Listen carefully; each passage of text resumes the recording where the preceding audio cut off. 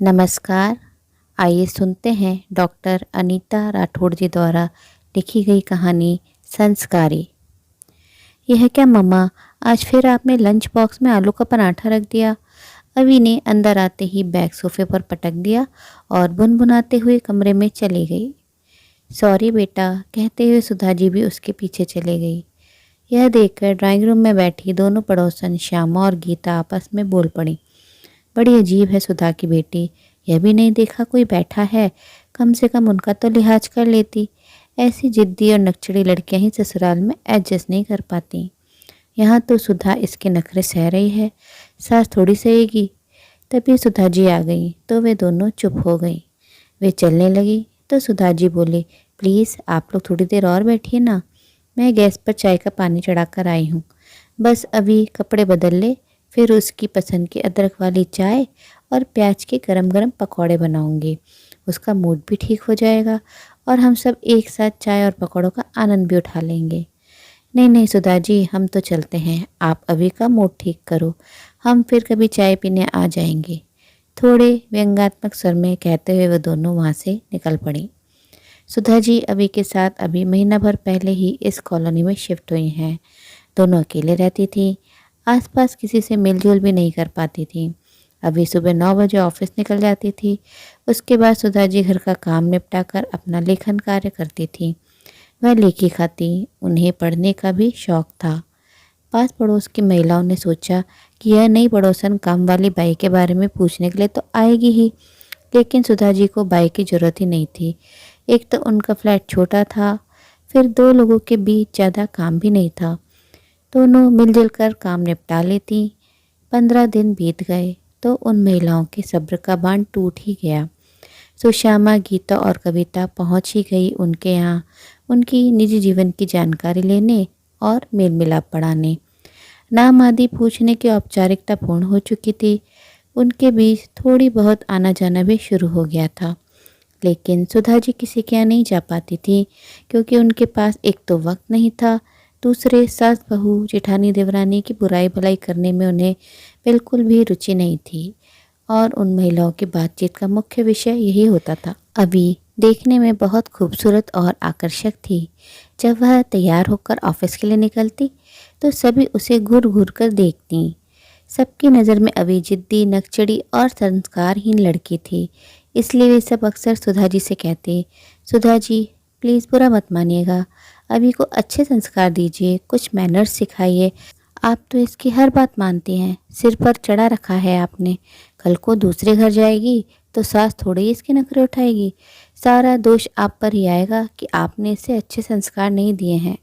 सुधा जी मुस्कुरा कर कहती, नहीं नहीं, ऐसा नहीं है, बहुत संस्कारी है मेरी अभी। सुबह ऑफिस जाती है, शाम को थकी हारी लौटती है तो मैं उसे गर्मा गर्म चाय बना कर देती हूँ।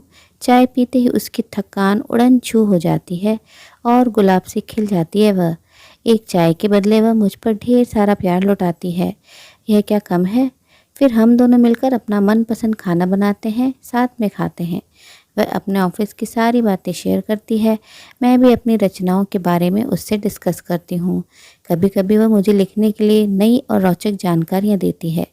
यह बात सुनकर वे सब महिलाएं बोर होने लगीं।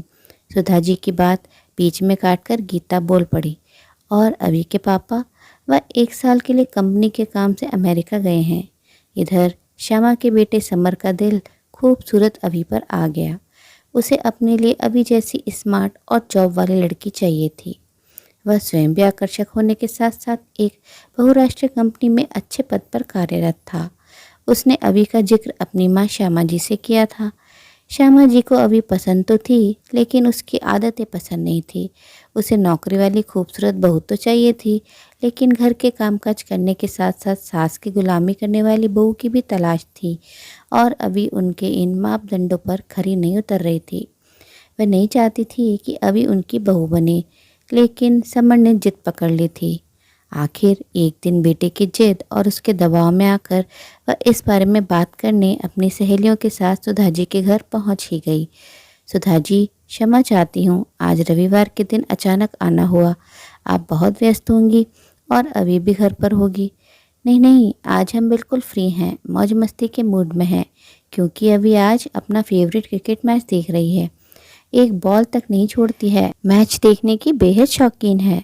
जिस दिन मैच होता है उस दिन तो वह ऑफिस से छुट्टी तक ले लेती है।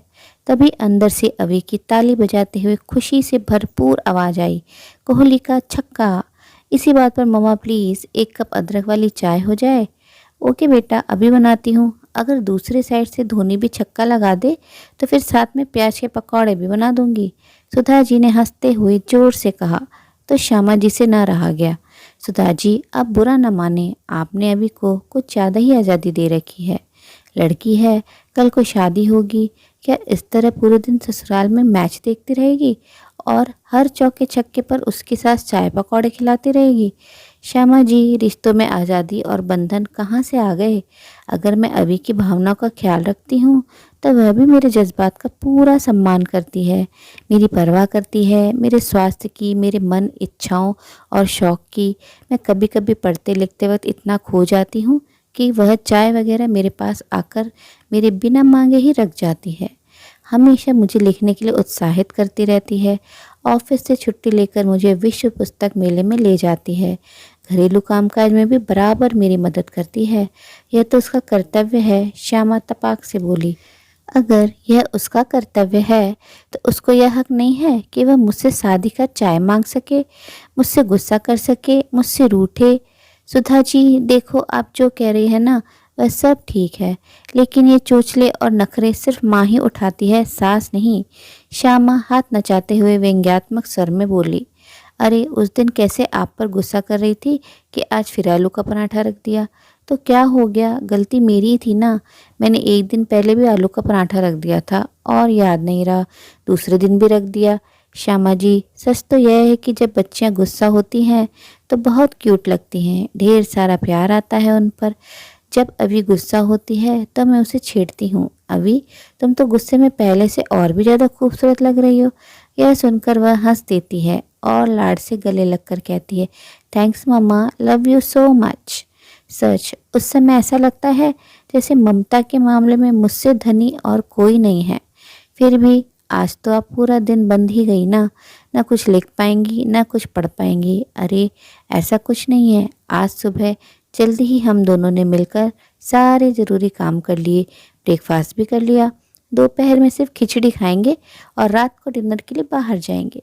आज का दिन पहले ही प्लान कर रखा है। चलो फिर हम तो चलें, आप तो अब खिचड़ी बनाएंगी। गीता थोड़ा मुस्कुराकर लेकिन व्यंग्यात्मक स्वर में बोली। अरे, उसमें कितना वक्त लगेगा, दाल चावल बीन रखे हैं, बस धोकर कुकर में चढ़ानी है खिचड़ी। लेकिन वह तीनों रुकी नहीं। अभी मैच का आनंद ले रही थी तो सुधा जी पत्रिका लेकर पढ़ने बैठ गई और एक ब्रेक में अभी ने खिचड़ी भी बनने के लिए रख दी। श्यामा गुस्से में तमतमा रही थी। ऐसी नकचड़ी और जिद्दी लड़की को मैं अपने घर की बहू हरगिज नहीं बना सकती, जो बिस्तर से ही चाय ऑर्डर करे। मैं आज ही समर को साफ साफ बोल दूंगी, अगर तुझे इस लड़की से शादी करनी है तो पहले मुझसे रिश्ता तोड़ना होगा। बिल्कुल सही कह रही है तू, गीता ने चिंगारी लगाते हुए कहा। ऐसी लड़की को बहू बनाना खुद अपनी जिंदगी में आग लगाना है। तू बच गई श्यामा, क्योंकि अभी के व्यवहार और तेवर के तूने पहले ही साक्षात दर्शन कर लिए। गीता ने भी फुलझड़ी छोड़ दी। सुधा जी अपनी बेटी की इतनी तारीफ करती हैं, उसे सिर आंखों पर बिठाने के साथ साथ उसके नाच नखरे सहती हैं। क्या अपनी बहू को ऐसे रख पाएंगी? कभी नहीं। कहते हुए गीता ने बुरा सा मुंह बनाया। अरे, ये सब छोड़ो, मुझे यह बताओ कि समर के ऊपर से अभी का भूत कैसे उतारा जाए। वह तो पूरी तरह से अभी पर लट्टू हो गया है। श्यामा चिंतित स्वर में बोली। समर तो गया तेरे हाथ से श्यामा, अब तो अभी की चाकरी के लिए तैयार हो जा। कविता ने चुटकी ली। चाकरी, वह भी बहू की? माय फुट, श्यामा पैर पटकते हुए बोली। समर के सिर से अभी का भूत उतारने के लिए वे तीनों योजनाएं बनाने लगी। अगले दिन वैलेंटाइन डे था, उसका विरोध करने उन्हें जाना था। वे सब खाली थीं, सो एक संस्था बना रखी थी। वैलेंटाइन डे वाले दिन वे दोपहर को निकल पड़ी। सबसे पहले वे एक रेस्टोरेंट में घुस गईं। वहाँ का एक दृश्य देखकर तो वे सभी हक्की बक्की रह गईं, लेकिन श्यामा की आंखों में एक विजयी चमक उभर आई। सामने की टेबल पर एक हैंडसम युवक और अभी तीन दुनिया से बेखबर आलिंगनबद्ध थे। श्यामा व्यंग से बोली, यह देखो, सुधा की संस्कारी लड़की अभी कितनी बेशर्मी से लड़के के गले लगकर खड़ी है। मेरे लिए तो बहुत बढ़िया है ये प्रणय दृश्य। अभी फ़ोटो खींचकर समर को भेजती हूँ ताकि उसके सिर से अभी का भूत उतर जाए और शाम को सुधा के घर जाकर उनकी संस्कारी बेटी के सुंदर संस्कारों के दर्शन करवाऊंगी। कहते हुए श्यामा ने मोबाइल से धड़ाधड़ कई फ़ोटो खींच लिए और वहाँ से निकल गई दूसरी जगह अपने मिशन के लिए। इस बीच उसने वे सारे फ़ोटो समर को फॉरवर्ड कर दिए। शाम को पहुँच गई सुधा जी के घर संस्कारी अभी की छवि दिखाने और उसके किस्से सुनाने। सुधा जी अभी नहीं दिखाई दे रही है, कहाँ है वह? आज तो रविवार है और ऑफिस भी बंद है। श्यामा जी मैं खुद भी परेशान हूँ अभी को लेकर। वह अचानक ही घर से निकल गई थी यह कहते हुए कि मम्मा मैं अभी आती हूँ। अब तो बहुत देर हो गई है उसे, उसका मोबाइल भी स्विच ऑफ है। सुधा जी चिंतित स्वर में बोली। वे सब मन ही मन सुधा जी की हालत देखकर खुश हो रही थी। तभी अचानक दरवाज़ा खुला जो बंद नहीं था। सामने अभी और वह रेस्टोरेंट वाला युवक साथ थे। अभी दौड़ती हुई आई और सुधा जी के गले लगकर उलाहना मगर प्यार भरे स्वर में बोली, मम्मा आपका बेटा बहुत नॉटी है। पता है आज इसने जो काम किया है मेरी तो जान ही निकल गई थी। किसी दूसरे नंबर से मुझे व्हाट्सएप मैसेज किया, तुम्हारा पति लव बर्ड रेस्टोरेंट में किसी लड़की के साथ वैलेंटाइन डे मना रहा है। विश्वास ना हो तो वहाँ जाकर देखो। मेरे तो होश ही उड़ गए और उल्टे पांव दौड़ पड़ी रेस्टोरेंट। वहाँ जाकर देखा तो ये महाशय खूब जोर से हंस रहे थे मेरी हालत देखकर।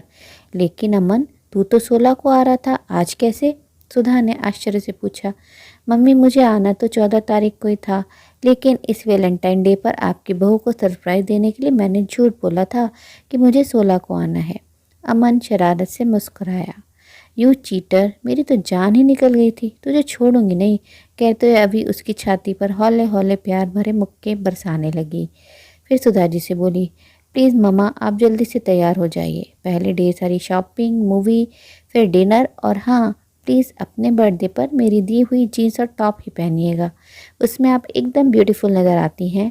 और फिर पापा से आपकी वीडियो कॉल भी तो होनी है। शरारती अंदाज में अभी बोली, नहीं नहीं आज नहीं, फिर कभी चलूँगी, आज के दिन कबाब में हड्डी नहीं बनना है मुझे। सुधा जी ने इनकार कर दिया। तो ठीक है हम भी नहीं जाएंगे और घर में भी कुछ नहीं खाएंगे, आज भूख हड़ताल है। अभी और अमन एक स्वर में बोले, ओके ठीक है बाबा चल रही हूँ, तुम दोनों यूं मुँह न फुलाओ। अभी बेटा मैं तैयार होकर आती हूँ, तब तक इन आंटियों को गर्मा गर्म अदरक वाली चाय पिलाओ। ओके मम्मा। नहीं नहीं बेटा फिर कभी चाय पीने आएंगे। यह कहकर वे सब वहाँ से निकल गईं। दोस्तों उम्मीद है कहानी पसंद आई होगी। अपनी राय कमेंट बॉक्स में ज़रूर साझा करें और अपने मित्रों व प्रियजनों के साथ भी शेयर ज़रूर करें। आपसे अनुरोध है अगर आप चैनल पर नए हैं तो ऐसी ही नई नई जीवन से जुड़ी कहानियाँ सुनते रहने के लिए चैनल को सब्सक्राइब ज़रूर करें। कहानी अंत तक सुनने के लिए आप सभी का दिल से बहुत बहुत शुक्रिया। तो फिर मिलते हैं मेरी अगली कहानी में। तब तक के लिए आप लोग अपना ध्यान रखिए, खुश रहिए, ऐसे ही कहानियाँ सुनते रहिए।